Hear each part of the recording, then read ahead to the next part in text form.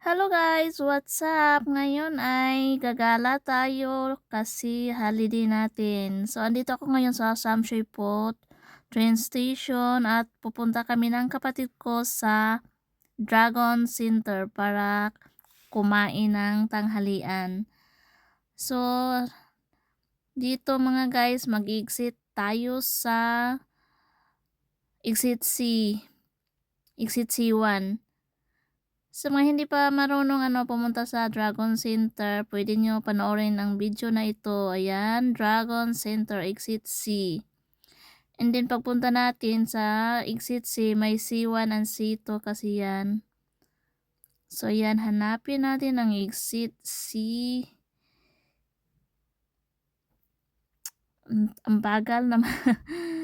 So yan mga guys, pag Sunday minsan gagala din tayo at kakain ng masarap para mawala yung pagod sa buong week na trabaho. So dito yung exit C.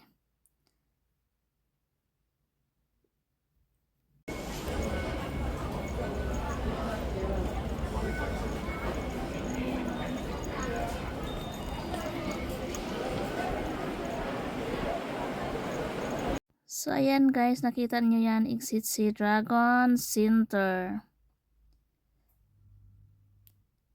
So andito na tayo sa exit C1. Ayan, exit C1. At sa paglabas nyo dito sa exit C1, may na yan signage kung saan yung Dragon Center. Follow nyo lang yung signage. Basta malapit lang dito sa exit C1 yung Dragon Center guys. Follow nyo lang yung signage to going Dragon Center.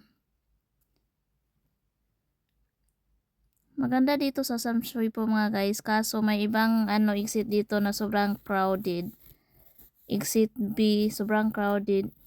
Yung maraming binta ng mga damit. Dito sa exit C, hindi masyadong crowded. So, ayan. Sa tapat ng mga guys, ayan na. Sa tapat niya, ayan na yung Dragon Center. Malapit lang doon sa exit C1. So, ayan, sa tapat. Dragon Center. Kasi gusto ko dito kami kakain. Kasi pagkatapos namin kakain, mag-try kaming mag-ice skating ng kapatid ko.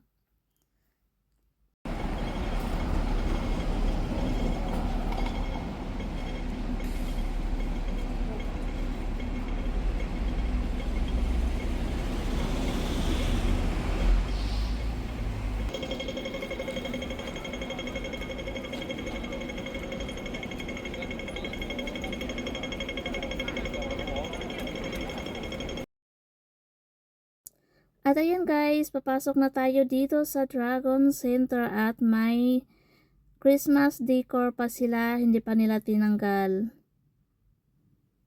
Yan. At may, ganyan talaga yan dyan guys, may dragon talaga kaya siya tinawag na Dragon Center. Yan. And then aakyat na tayo sa 6th floor kasi doon kami kakain sa food court sa 6th floor.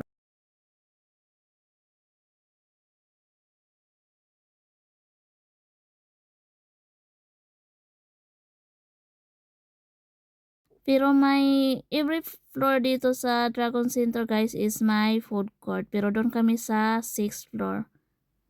So yan yung sa loob ng Dragon Center. Ang ganda guys kasi nasa gitna yung nila elevator. Ang ganda tingnan. So ito guys, andito na kami sa food court in 6th floor.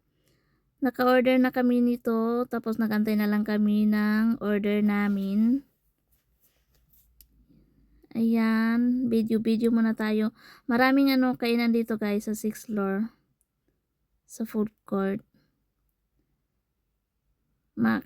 Pwede talaga yung makapili kung anong gusto nyong kainin. Ayan na yung order namin guys, ayan.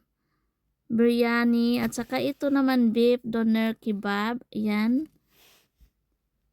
Beef doner kebab. Na-miss ko kasi kainin yung Arabic food guys, kaya ito gusto kong kainin.